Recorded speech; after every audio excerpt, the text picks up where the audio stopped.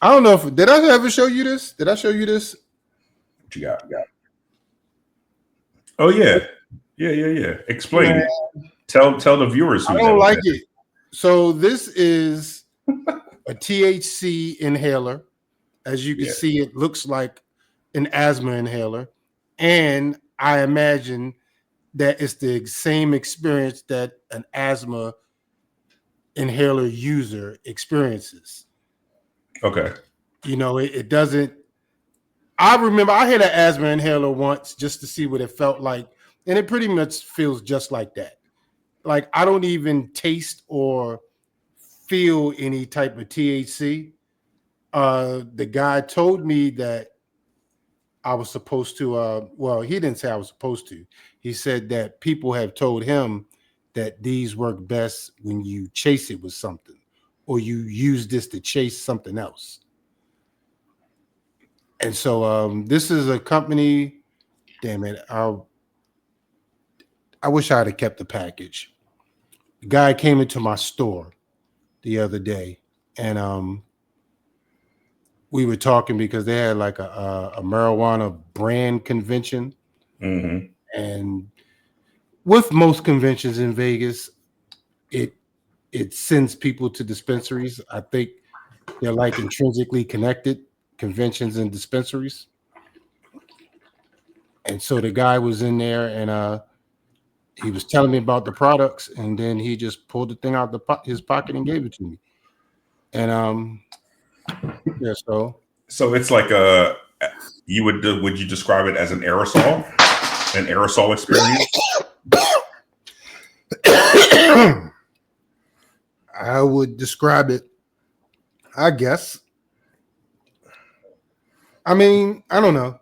I just personally That's don't I like it. mean, from a medical perspective, that's the category of inhalers. We put them in the category of aerosols. We have tablets, we have capsules, we have topical, I mean, and well, we look, have yeah, it's just like this is the only difference. Instead yeah. of actual albuterol, we But have do you feel like you're getting it right? Because I remember having to teach people how to like do the inhaler right. You have to like there's a timing to it where you click second and then take it all I in. Like mean, yeah, you yeah, get. I imagine, like I said, I imagine it's the same experience. yeah. Like you can feel the rush, and maybe that's what I don't like. I don't know. It's I too guess I'm just fast. used to smoking conventionally. To me, this is Vibrant. no different than a cart. And you don't like them. No, I don't like them either. Well, that's a great segue because I'm excited about the podcast and I want to talk to the listeners and I want to talk to you. We're coming up on the 1 year anniversary of the podcast. I'm excited about that. I'm going to go back and listen to all the episodes and take notes and like kind of recap my thoughts of the whole year, the highlights. I'm also looking forward to the interview with Nat Turner, coming up in March, our first guest and friend. And definitely looking forward to the 420 episode 2.0 or 4.2, whatever you want to call it. Yeah, it's definitely going to be lit. And speaking of lit, I will light up my aerosol, which is more conventional, honeyberry backwood. You didn't find the golden backwood today? Nah, that's like twice a year you get that, bro. That's like a Gotcha. twice a year experience.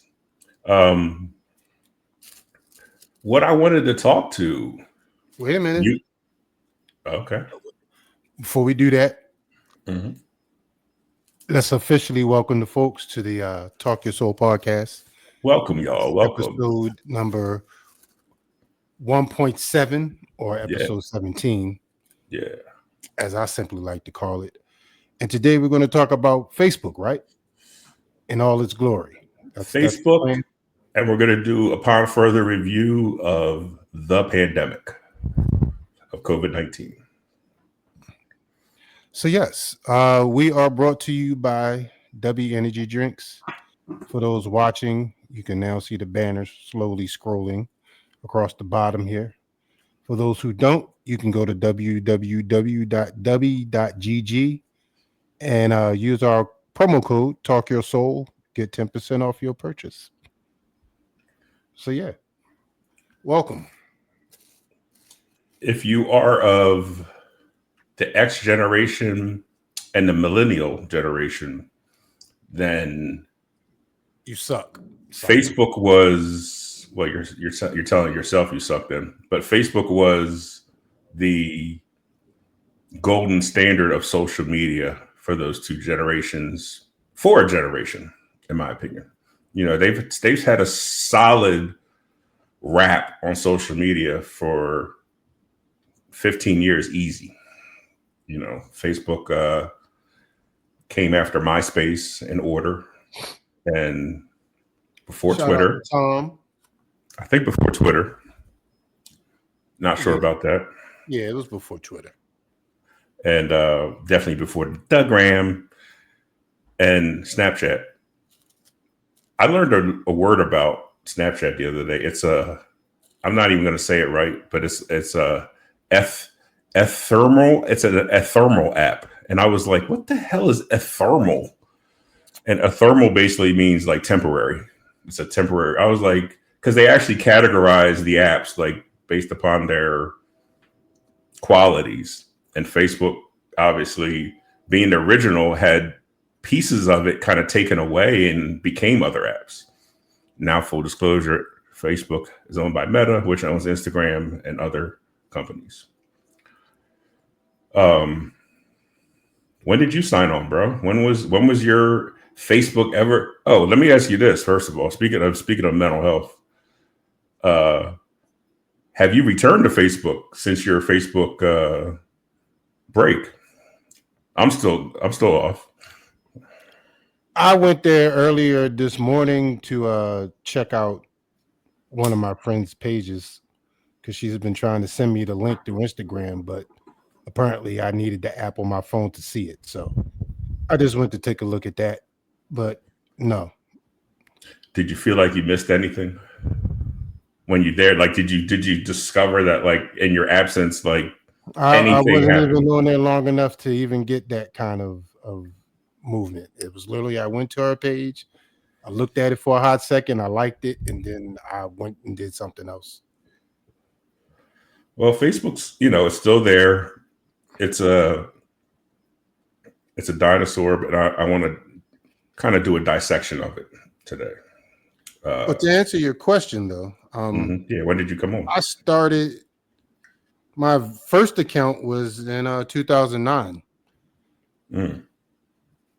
and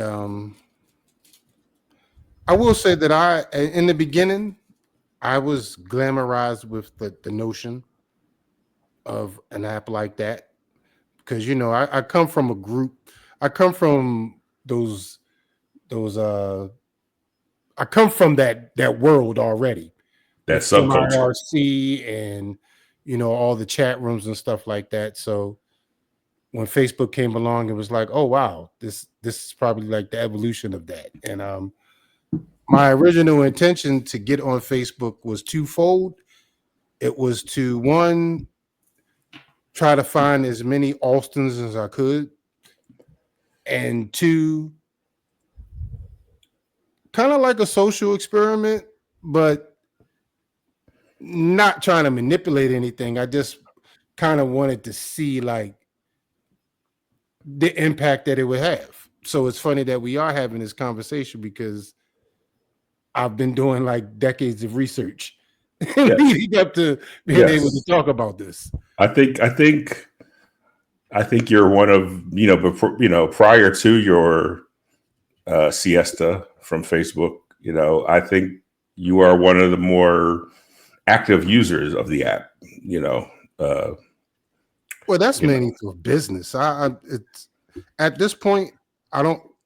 If you see me post something personal, odds are I'm probably sharing that from Instagram.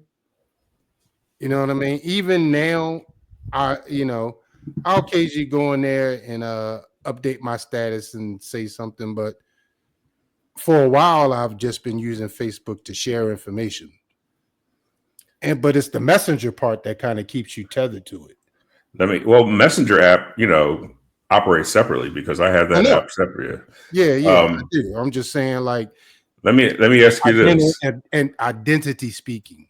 Identity wise. Speaking of identity, and Facebook is all about identity. It's always been about a person. Like, you are your government name. Typically, I mean, in the modern era, there's people with their, they put their nicknames now. But if you were of an X generation, you definitely put your government name on there, and you're definitely old. You know what I mean? Like, those are definitely the people who'll still even use Facebook.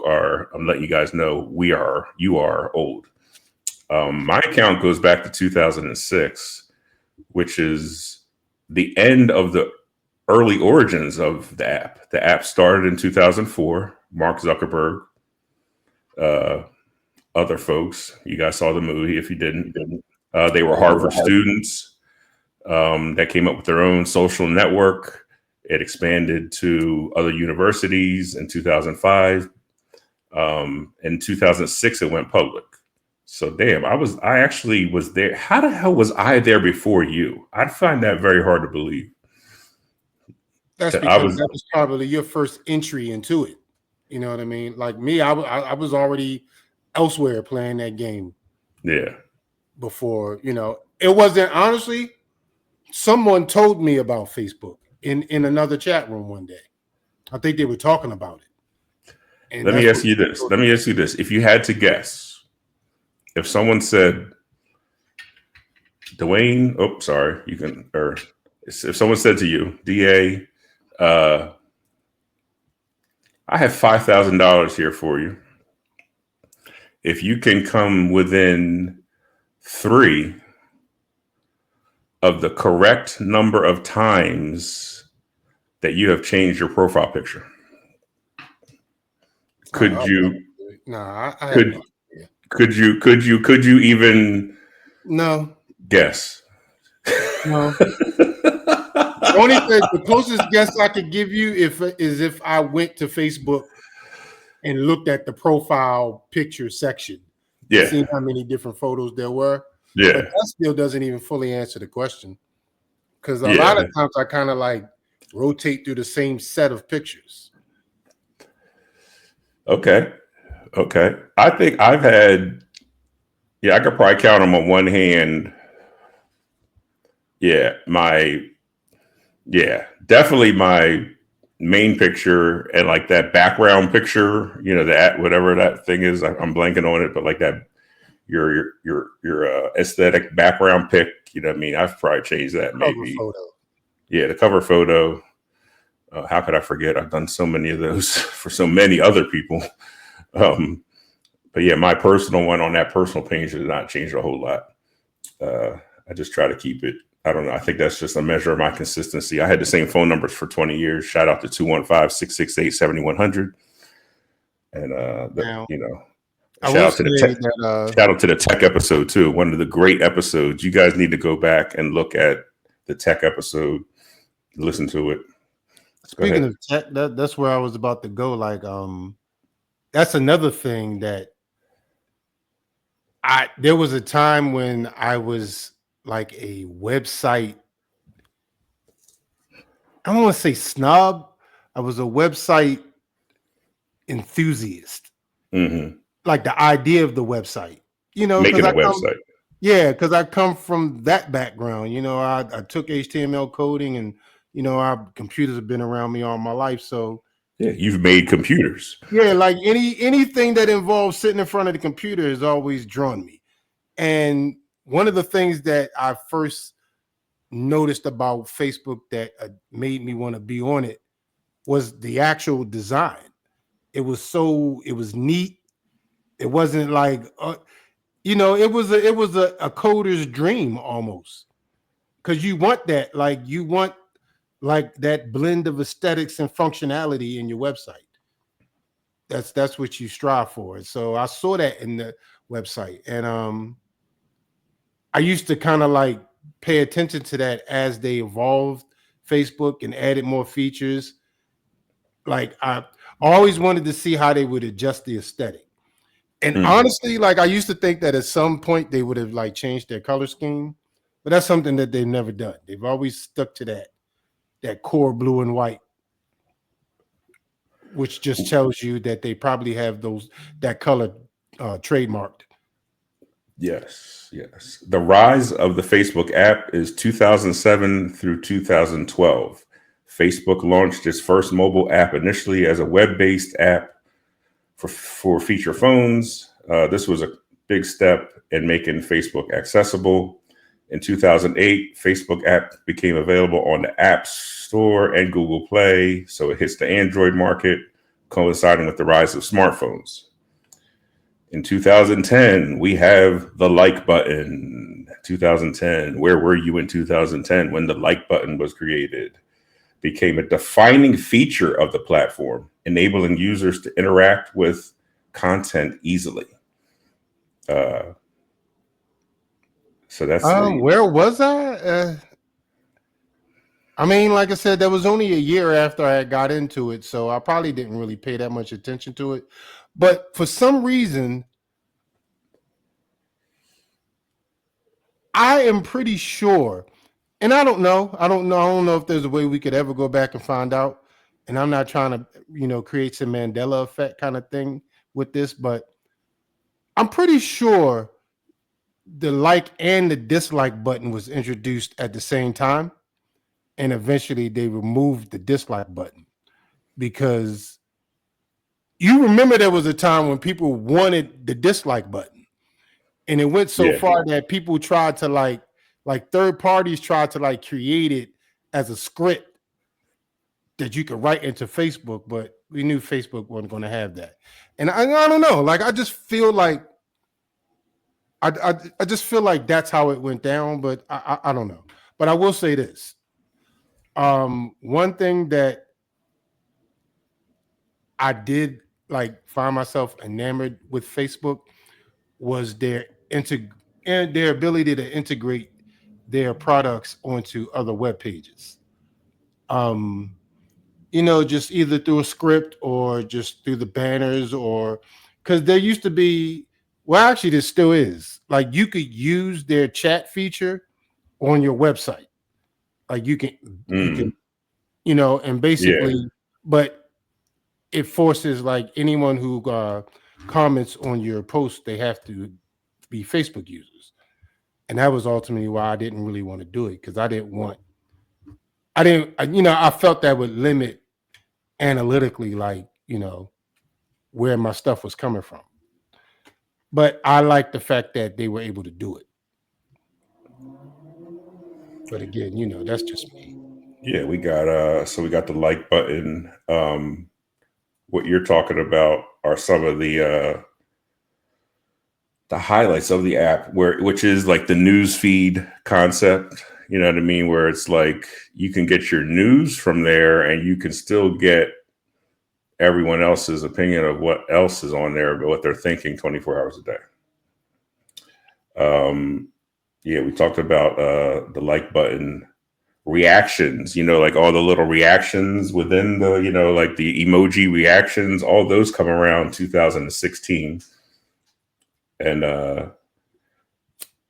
it's the introduction of the algorithm, you know what I mean? Of like giving you what you want to see.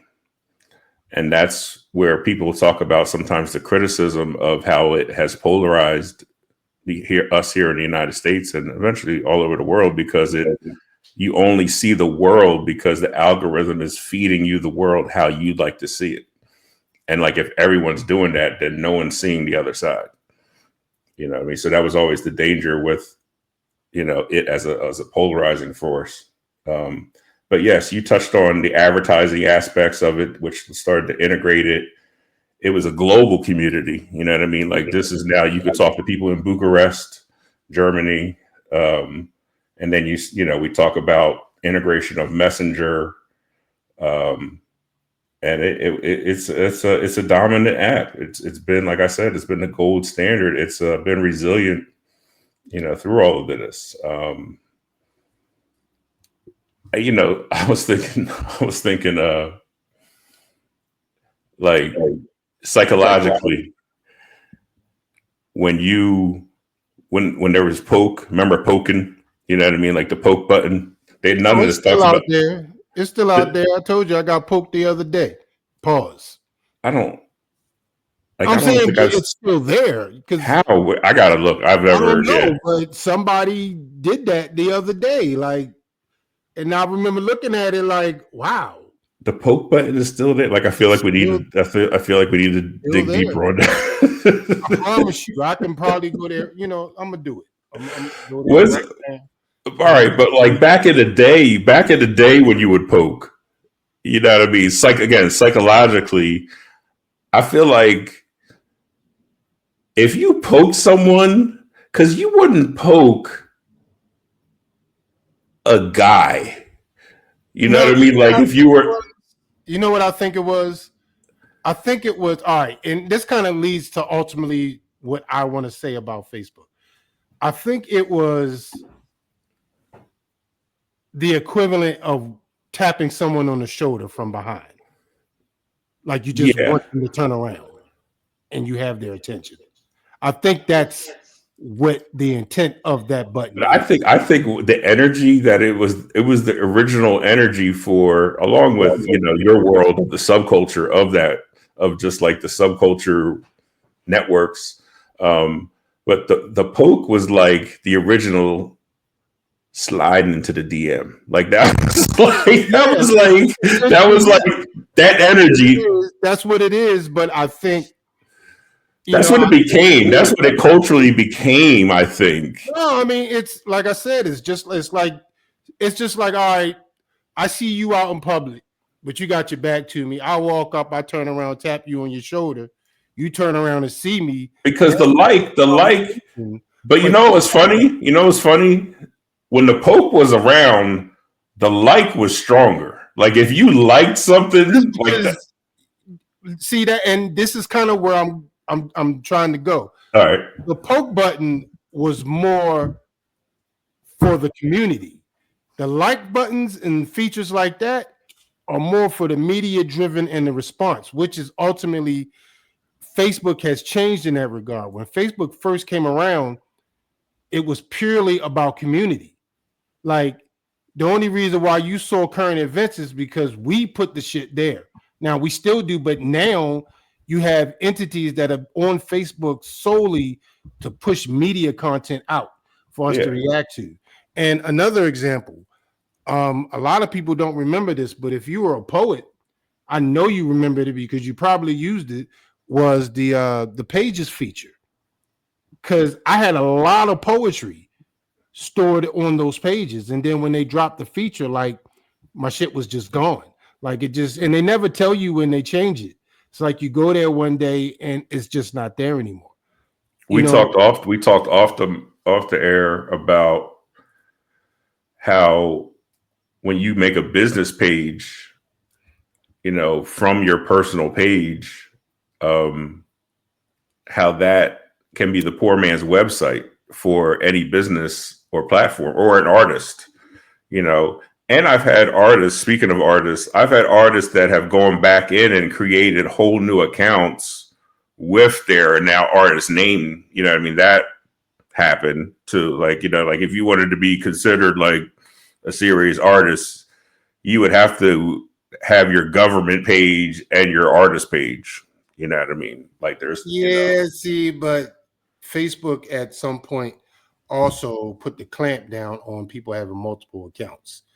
And so they always make, well, I'm not, it's not true but they typically try to make it where it's always connected to your original account, especially the business. I'm not talking about pages. I'm talking about like people would literally have two separate Facebook accounts.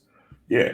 And like they were shutting down on that because it's just an overload on the servers to have all that. So a lot of accounts got flushed when they started doing that, and because they want you to do it the way you're describing it. they want you, if you have any brand to promote, they want you to create a page. They don't want you to create an account. They want you to create a page. Right. And so you could take advantage of the analytics and shit like that, and the ad features and all of that, because that's where all that stuff is tied into. But yeah, going back to what I was saying, like at some point, Facebook made that shift. And I speculate it's when they started getting involved on state level, shit. Like when you started seeing him in congressional hearings, like you knew we were going somewhere else with Facebook. Well, I mean, in my opinion, I'm getting feedback here. One of the most historic things that ever happened on Facebook that I was a witness to was the Russians hacking it, with the Hillary Clinton election year. Like the fact that, foreign governments were able to like hack into that advertising and like control it for their purposes. Like that was a travesty, bro. Like that was a terrible joke. It ain't no different with what China's doing now. Like, but like we didn't know, like we didn't like it affected the election, and we didn't know it was happening when it was happening. A lot of people didn't know that, like, or didn't really, like, that was the whole fake news. This is where the fake news starts to come in. You know what I mean? Like that era. We're talking like 4 years ago, I guess. 8 years ago. I understand completely.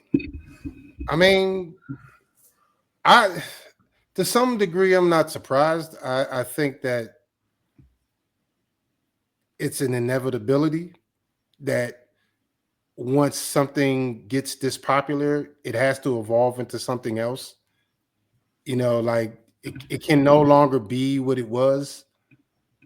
So that lends to the question. So what's next? I mean, think about it now. Like now they're going to the next level where they're getting involved with the actual meta of it. Like, you know what I mean? Like now they're starting to deal with the AI and, the virtual reality, augmented reality, like all of these things. And like they are actually trying to integrate into your physical reality. It's very controlling. And, my advice, I'll say again, is always to go into your settings and make sure you're, doing things to, make sure you are in control of what you are seeing. But yeah, well, and that's the current generation, attention span, is now Snapchat, TikTok. It's social media, but it's a different type of social media. Listen, Facebook. I go through the settings all the time. Like usually before I actually stopped being on here like that, the last thing that I was doing, I was scrolling through and like blocking and hiding a lot of the content so I wouldn't see it again. But it never stops. Mm-hmm. There's no point where it starts to yield a benefit. There's just the next one to do.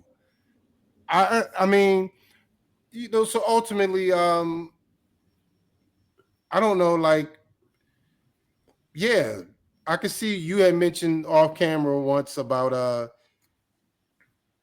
like that's just being where the old people hang out at, like at this point, because if you haven't already established a functioning identity on Facebook, there's no point to being on there unless you're actually running a business. Yeah. You know what I mean? Like, which goes to what I was saying.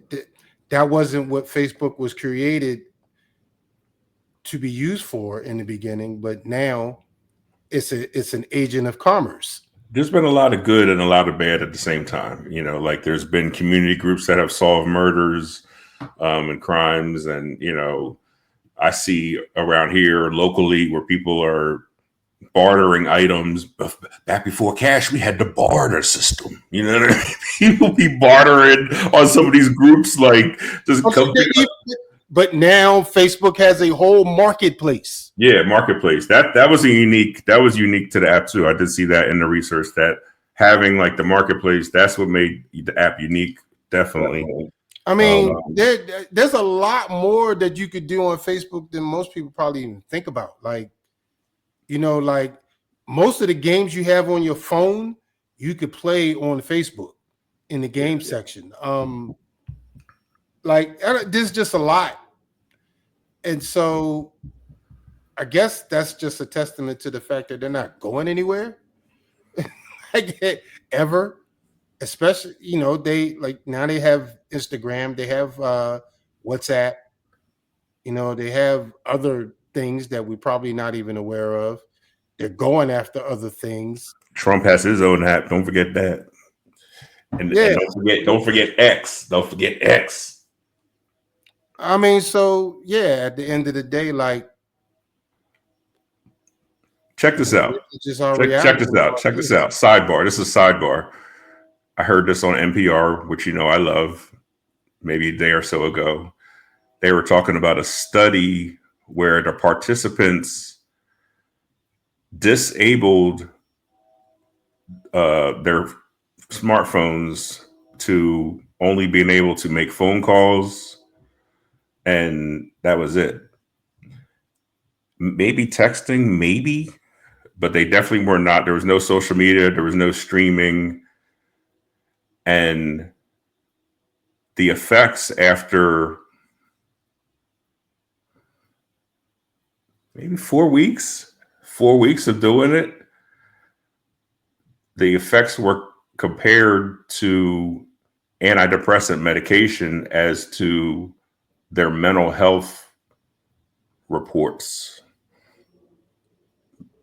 Before their mental health, their mental health, they asked them mental health questions like, you know, have you felt sad or depressed in the past? You know, the standard mental, they asked them at the beginning of the experiment and they asked them after it, you know, like, so a couple weeks of only being able to talk on your phone, like basically making your phone a flip phone essentially, and getting off of all social media.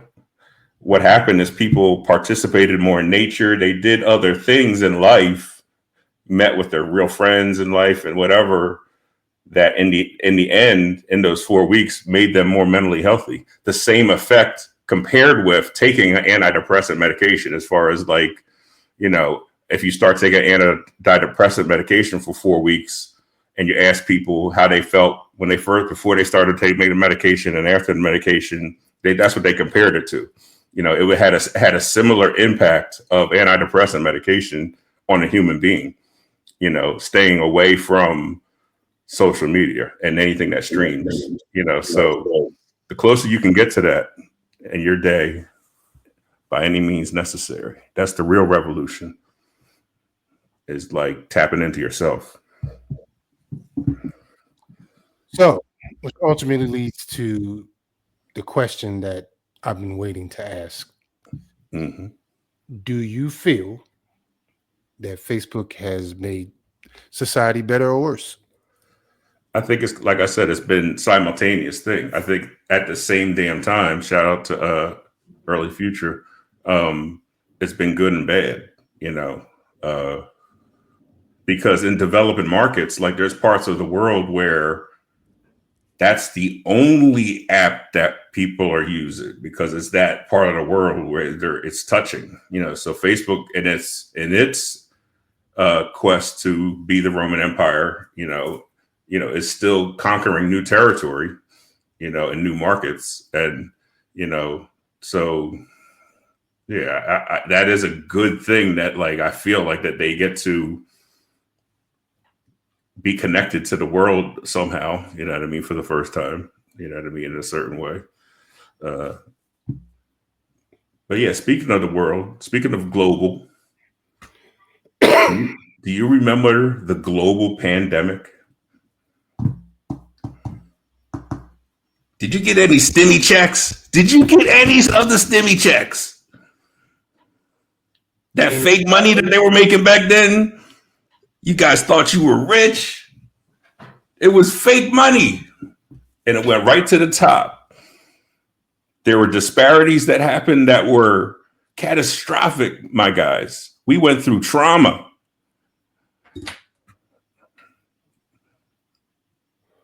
How many times have you actually had COVID since COVID has been here? I've never had COVID. You've never had COVID? Never.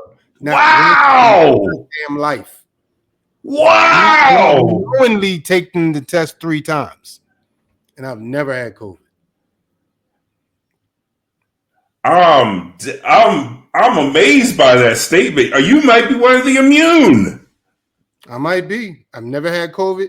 I moved here in 2020. In the middle of COVID year, I moved across the country to a much breathing wise, a much worse climate, and still with a heart condition, and still never caught COVID. That's the name of the episode. I never had COVID. That's the fucking name. That's the fucking name of this episode. And I never had COVID, bro. Like, that is amazing. I've had it definitely twice. Yeah. Twice. There was one episode when I thought I did. Like, I went to the hospital because I thought I did. And they told me it was just a lung infection. And usually I find out that's kind of like whenever I feel that kind of icky, it's usually just that. It's just a lung infection. I think that's more attributed to my heart condition though, because the fluid builds up in the lungs. Yeah. And I think that just lends to it. And so sometimes my lungs get infected and I have to take antibiotics, but it's a bad motherfucker. Let me tell you, it's a bad motherfucker. And I'm thankful that you haven't had it. You know what I mean? Because like if you have other health complications like COVID from, again, this is some medical information. COVID does come through your body and has the potential to leave permanent effects as a virus. So when it comes to your body. For full disclosure, I did get the first vaccine. Mm-hmm. I did get that, but the only reason why I got it was because that was the only way they would let me travel, and I needed to get back home. So I got the shot, but yeah, I didn't get any boosters. I didn't get the second round or anything like that. So, I guess I am. I'm either I'm immune or I'm fortunate, just really, really fortunate. That's it is like the first time that I had it. No, I had it 3 times. I had it 3 times because it was this most recent time that, like I had it in November. What? Yeah, COVID. Yeah, I was COVID. That shit took me out. I hadn't had a fever like that since I had the flu at University of Maryland Eastern Shore as a sophomore. Like that's the last time I ever felt like I felt when I had COVID this most recent time in November. It took me, I mean, like I had a temperature that I had to fight with all my heart for 2 days and medication. There's so many medicines I was on, and thank you for everyone who helped me through that. That's because you already had COVID twice, that it gets easier to catch it? What I do know is this was the first year that I had not got the booster. I've since got it. I got it like 2 weeks ago because I promised myself I would. But like this was the first year that I did not do it. Typically around Halloween, as a healthcare worker and just as a person, I was getting the booster. And this was the first year I was like, you know what? Like, I know people that never got the booster, like they're fine. Like, what the fuck? Like, was the booster even necessary? Like, I was starting to like, you know what I mean? And then I got my ass kicked by it. Like, but prior episodes, I barely had sinusitis. Like symptomatic wise, it was just, I just had to stay at home, you know, and wait for it to go away. Like, as far as like, and those were years that I was getting vaccinated, you know, like, you know, so that when I did have it, like, it wasn't as bad being vaccinated, is my personal experience with it. Let me ask you this. So, well, two questions. One, when was the first time you caught it? Was it closer to 2020? The first time I caught it was like Thanksgiving. It was for my brother-in-law. It was South Carolina. We drove to South Carolina. Him and my nephew had went out when they first got down there to the beach house. What year was this? This was, all right. So if the pandemic, I have the whole history of the pandemic here. I'm thinking this is like 21 or 22 Thanksgiving. Okay, like so I definitely went a year or two without having it before the first time I had it. Like from it. I can't really ask you my question then. Okay. But what I wanted to ask you was, the first time that you caught it, did you feel that your life was at risk? And the reason why I wanted to know when you caught it, because like, if it was like in 2020, when they were really like, you know, when the media was just slamming us with it, you know, just trying to make everybody scared. Like, they had people really thinking like, you caught COVID, like you might as well go ahead and get your last will and testament ready. Like, that's how they were trying to like. No, it definitely, it definitely, you know, killed people and still does continue to kill people. No, I get that. And that's why I was asking, like, this is all right. So, you know, again, you know, because my memory with it goes back to when I was still working before I got laid off. And I remember like wiping down the treatment tables and insisting that people wore masks. Like, I was the only one taking that shit serious at that job, because I had came from hospital-based care and knew the standard of sanitation was required for if you're working, you know, in a medical setting. You know what I mean? Like, I had been trained by the best. It has nothing to do with COVID. You just worked in a nasty ass office.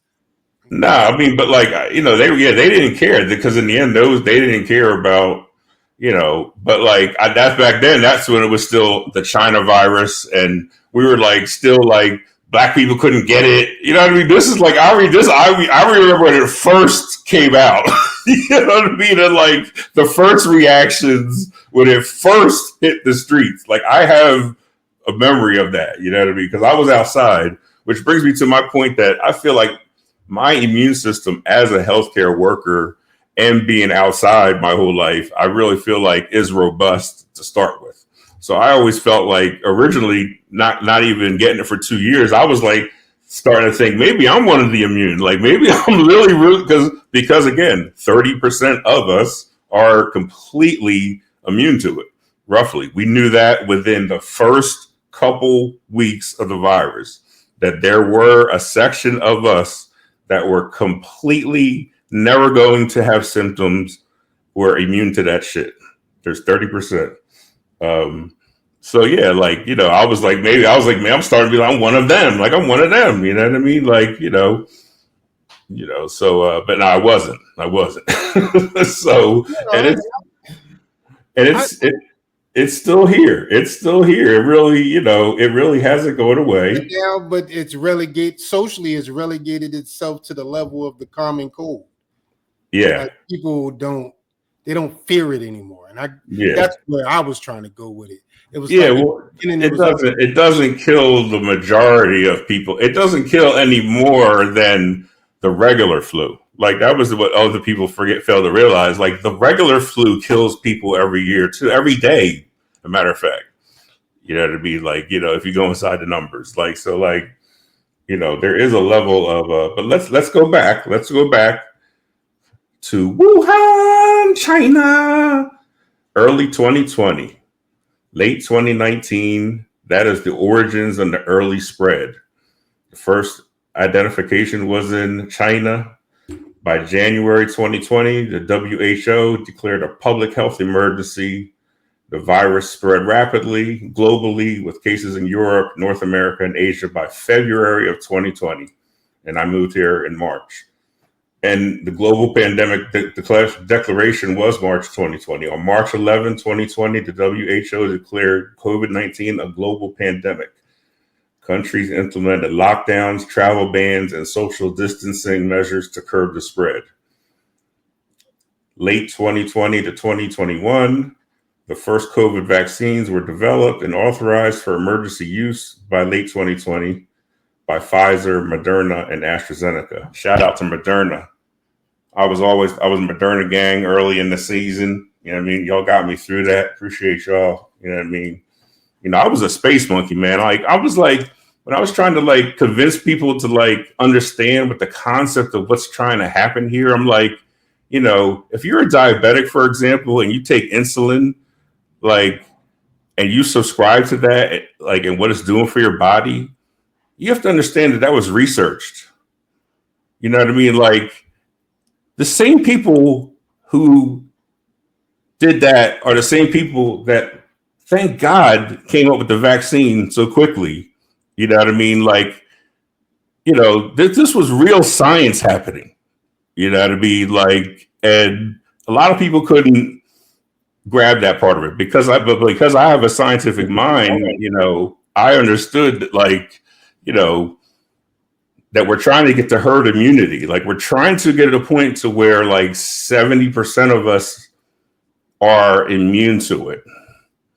Either now that's happened by people just eventually just getting it and getting the 3 to 6 months of immunity that you get after having it from that particular strain, you know, like, and, you know, the ebb and flows, but it always spikes in the Thanksgiving when everyone travels in America, when everyone travels in Thanksgiving, there's always a spike in COVID, you know what I mean? And that's why it's recommended that you get vaccinated. Yeah, I'm really Joe PT on that. I haven't even done that in years. Yeah. I don't get none of this anymore. Yeah, that's like, but then it goes to an endemic phase in 2023. And here's some of the cultural impacts. There was a change in daily life. This was the first time that we started to see remote work, online education, and virtual social interactions became the norm. Shout out to Zoom. Zoom started to, you know, become like a standard in this phase, you know, in that 1 year when they were trying to like finish the year, like Zoom came in and it was a disaster. They would later have to go on and make better platforms. But I was thinking about this today with remote work. You know what I mean? I have a couple of different people that in my life that are trying to figure out what they want to be in life. And I'm thinking about them, and, you know, I drive around and I do home care, you know, like, you know, I go from the hood to the woods. That's what I do. So I'm always in my car driving around, but many professionals had the ability to make money from home during the pandemic in a way that certain companies like Nike stayed with, you know, the distance employment, you know, even past and into the pandemic, because they found it efficient at times. You know, now, many years later, we're back to it. But there's a certain amount of people that, you know, 4 days out of their 5 days, they're working from home. And I'm jealous. I'm jealous of them. Like, I'm jealous that I have to get in my car and drive around to make my money. Like, I can do some virtual visits. There's certain things that I can do, you know what I mean? And I always have paperwork to do at home. Let me tell you.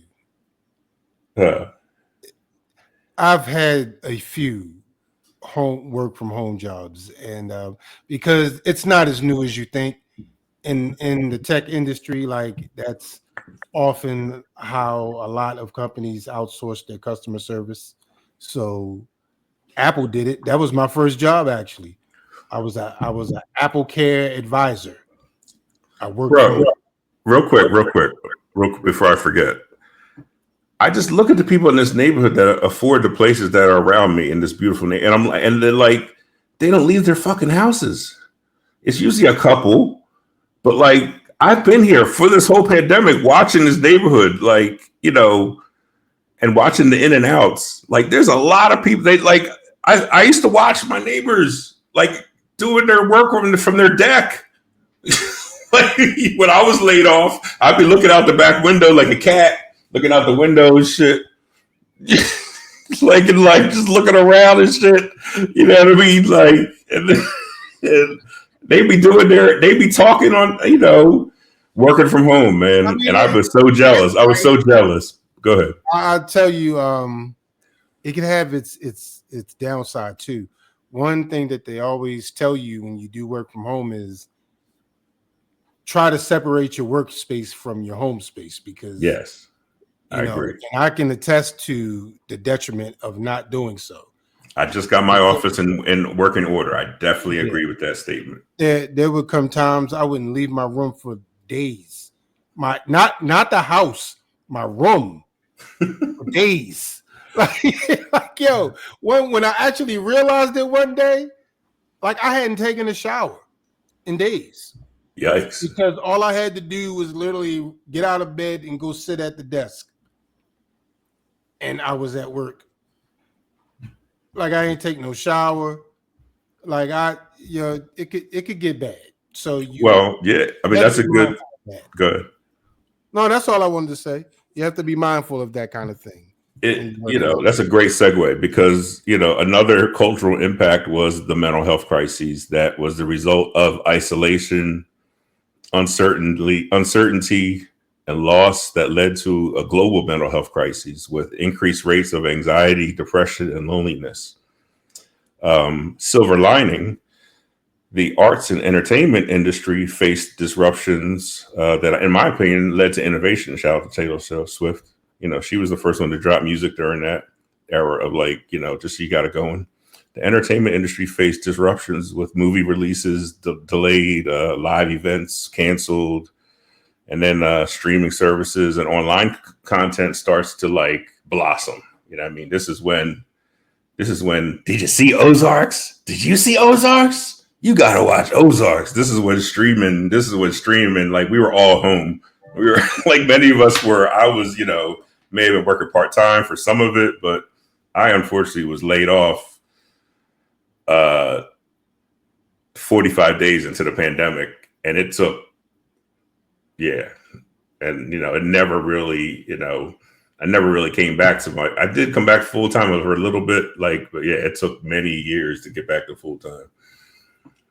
Yeah, the best job I've ever had. Shout out to the PPP loan. Yeah, the best job I've ever had working from home was I was working for this company, Wipro. Basically, I was doing desktop work. We were imaging laptops for new computers for our new employees, but it was the system that they were using that allowed us to do it from home, because all we had to do was log into the server, and like all of the computers that they needed to have image were already plugged in. So all we had to do was log in, like we remote into that computer and set it up. And that way, like I'd be running like 2 or 3 of those at a clip. And we would just try to get as many as we could done a day. And then the only one that actually had to go into work was the guy in the actual depot center, because he was the one that had to ship them out.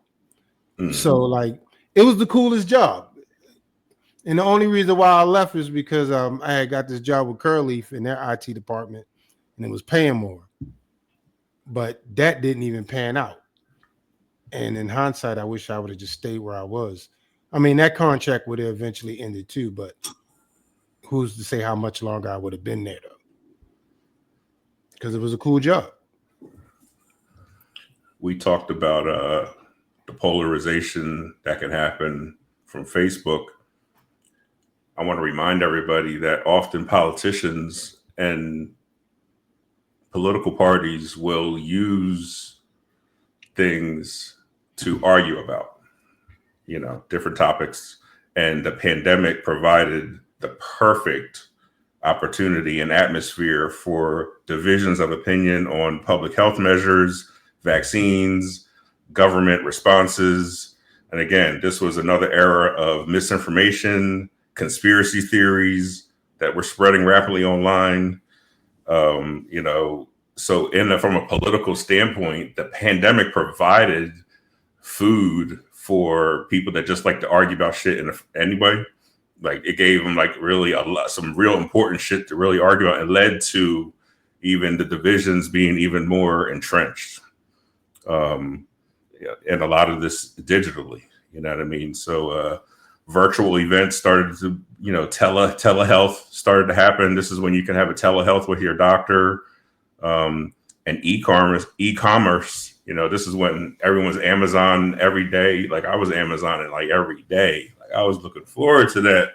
What did I get today? You know what I mean? Like, we were, I remember when there was hours at the Giant, you know what I mean? You could only come in there, you had to walk in a line. Remember, stay 6 feet apart, 6 feet.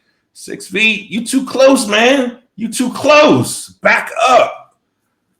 You know what I mean? Remember that 6 feet, y'all? That shit probably doesn't even fucking matter in the end. But remember that shit? Hold on. This is live. Hold on. Hello? Yeah, what's going on? From where?